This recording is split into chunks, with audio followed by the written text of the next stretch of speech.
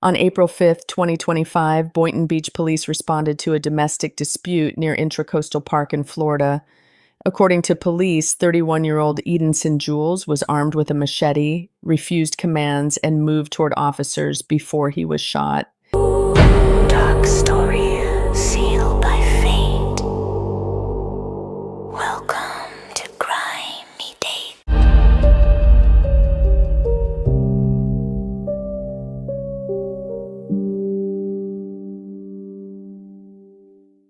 Intracoastal Park does not look like the setting for a deadly police encounter. It sits along the water in Boynton Beach, Florida. Palm trees, open sky, boats nearby, the kind of place where people walk, sit, and breathe for a minute. The kind of place that feels ordinary, safe even. But on that Saturday morning, just before 11, that ordinary setting became the backdrop for something violent, fast, and permanent. According to local reports, Boynton Beach police were called around 10:45 that morning for a domestic dispute near the park. The call involved a father and his adult son. Early reporting said the father told 911 that his son was dealing with mental health issues, may have been under the influence of drugs, and was armed with a knife. When officers got there, they encountered 31-year-old Edenson Jules. Police said he was holding a machete. That detail alone changes the energy of the scene. A machete is not subtle. It is not easily ignored. It is the kind of weapon that instantly makes any encounter feel close, dangerous, and unpredictable. Dashboard camera video showed Jules shouting and running toward one officer's car with the machete in his right hand as the officer arrived and parked. Before the officer got out of his car, Jules was yelling to shoot him while pacing next to and in front of the car.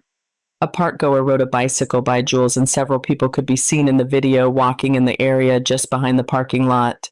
"Step back, sir," the officer first repeatedly said to Jules. He and at least one other male officer both shouted for Jules to get on the ground and drop the machete. One officer could be heard telling Jules to relax as he screamed to be shot. "Tell me what's going on," the officer said. Jules appeared to reply, "I want to die."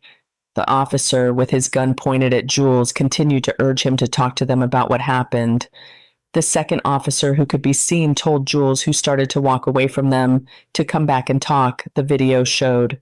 Both officers kept their guns pointed at Jules as he started to walk backward and away from them. A total of 5 officers were pointing guns at him during the about 2-minute encounter in the parking lot. It escalated when Jules started advancing toward 2 of the officers, slashed the machete twice against the concrete, and raised it up in the air while walking toward them. Multiple officers shot Jules numerous times, the video showed. After he fell onto the ground, one officer used his foot to kick away the machete from Jules. 38 involving Postia signal 0 Machete. 612 Northeast 20th lane, 612 Northeast 20th lane.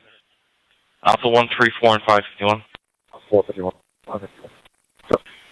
10-4, we have a crew along the but they're saying that the son pulled a machete on the father. Outside tonight?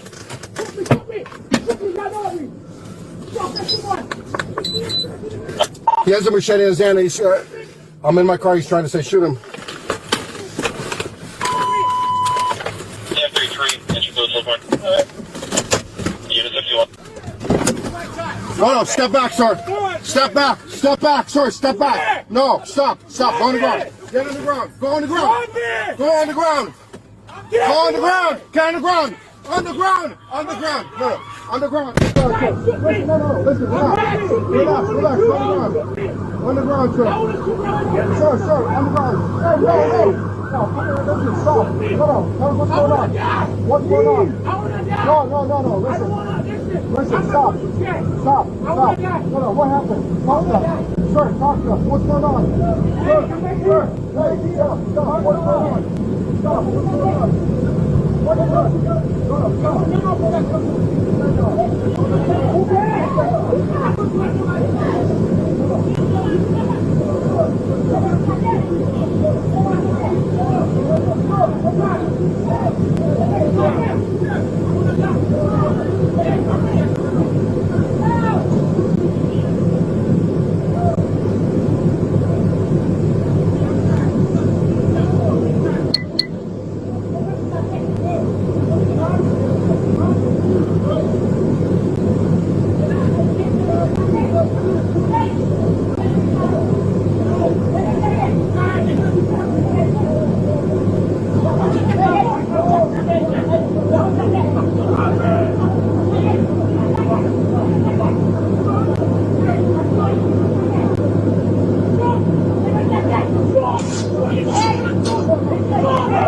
There was another chilling detail reported afterward.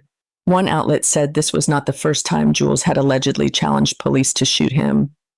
If true, that detail casts a long shadow over what happened in Boynton Beach, because then the case starts to feel less like a sudden break and more like a pattern, a spiral, a person already drifting toward a dangerous edge and finally reaching it in the worst possible place, at the worst possible time, in front of armed officers. Still, even with that context, the core horror of the story does not change. A father called for help, and by the end of the encounter, his son was dead.